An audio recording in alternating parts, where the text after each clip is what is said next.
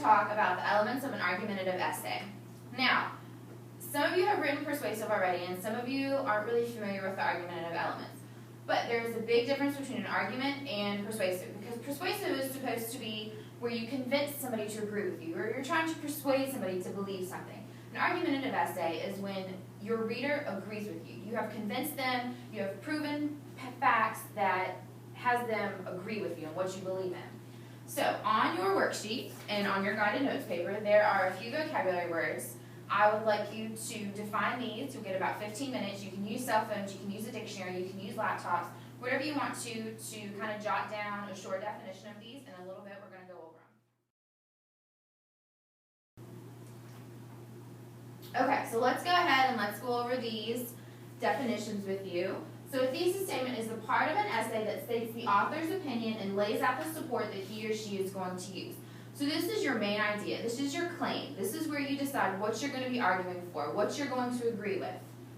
Topic sentence, the sentence in the body paragraph that states the main idea, and it comes directly from the thesis statement. So this is the sentence in the body paragraphs that's going to tell you what the entire paragraph is going to be about. This introduces your main idea of your paragraph. Supporting detail is the evidence that's found in the body paragraphs, improves the topic sentence and the thesis statement true. So this is the evidence. This is your research that you look up to support your main idea. This is what you look up to support your thesis statement, and it answers the question of the topic sentence. So why is this true? So we were working on our Save Sally. Well, our supporting detail would be Sally can live a normal life with 3 legs. So why is it true that Sally can live a normal life with 3 legs? What did we do? What did we find out? How is she going to be able to do this?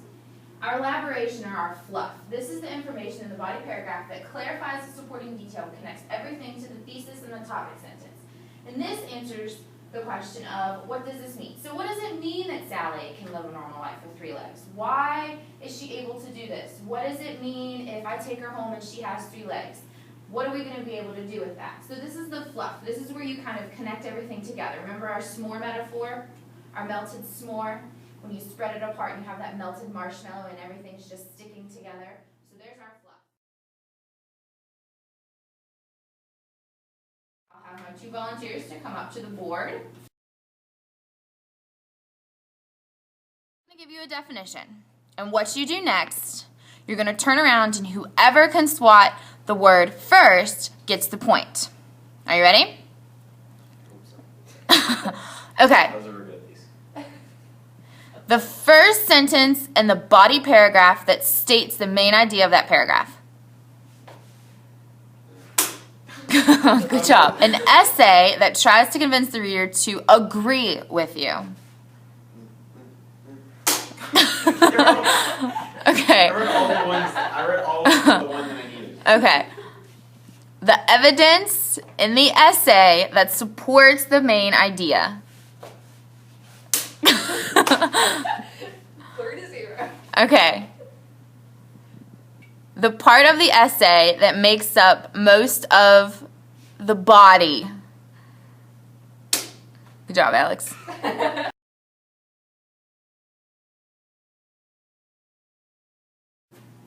So now I have a short video that we're going to watch on how to write an argumentative essay.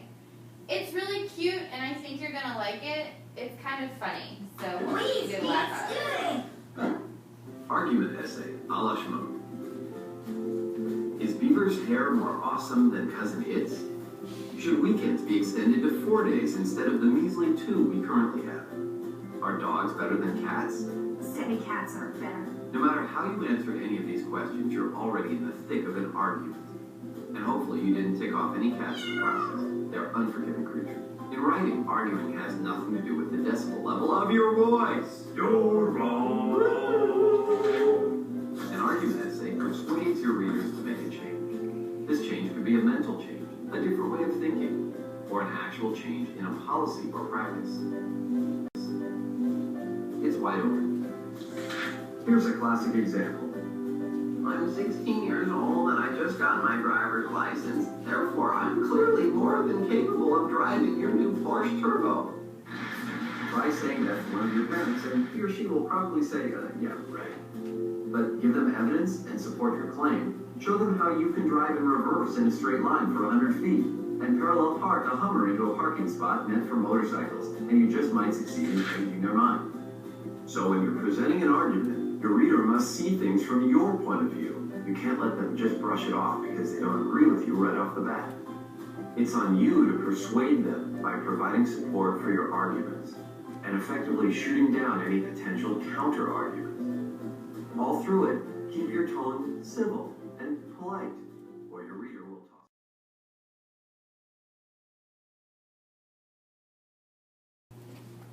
Now let's take a look at the other organizer you have on your desk. And if you would flip to page 586 in the reading book, you will see your assignment in the white box in the middle of the page. You're writing to your sources. So your prompt is going to be, write an argumentative essay in which you make a claim about individuals who stand up to the crowd or individuals who follow others. So, a leaders versus followers, argumentative prompt. Support your claim with details about the characters in The Monsters Are Due on Maple Street. So your supporting details are going to be the details about the characters. So about Steve Brands and about Don Martin and about Les Goodman and Charlie. So you're going to start here in the first circle where it says the main idea. So this is where you're going to make your claim and choose your side. You're going to provide a thesis statement to begin your argument. So this is going to be your leaders versus your followers claim. You're going to drop down to the first reason. So you're going to answer the questions for 1, 2, and 3. What is your claim? Why is your claim correct? What is the reason behind your claim? What is the reason behind your... You come over to the circles beside the reasons. This is where you provide your evidence. This is where you give details about your characters. Provide evidence. Prove your reason with details from the story. Why is your reason correct? And how can you prove your reason to be true? So this is where you give the solid evidence as why leaders are better, why followers are better, why they should have done this, why they should have done that. Your counter-argument, because any good argument has a counterclaim. So provide a counterclaim or the other side. What could be argued about your claim? What could other people say is wrong with your claim? So what are people going to argue with you about? What are people going to say about your claim? And the weakness in your counterclaim. So prove that counterclaim wrong. Why does the counterclaim not matter? Why is it unimportant? Why is the other side wrong? So this is where you prove everything. And your strong finish. You finish with a strong conclusion. You restate your thesis and you provide the most important and compelling parts of the argument. So this is where you use your strongest evidence and your most important evidence to convince your readers that you are correct on everything that you have provided. Now go ahead and finish this up on your own, and then at the end of the class we're going to separate and we're going to have a debate on who believes that leaders are better and followers are better.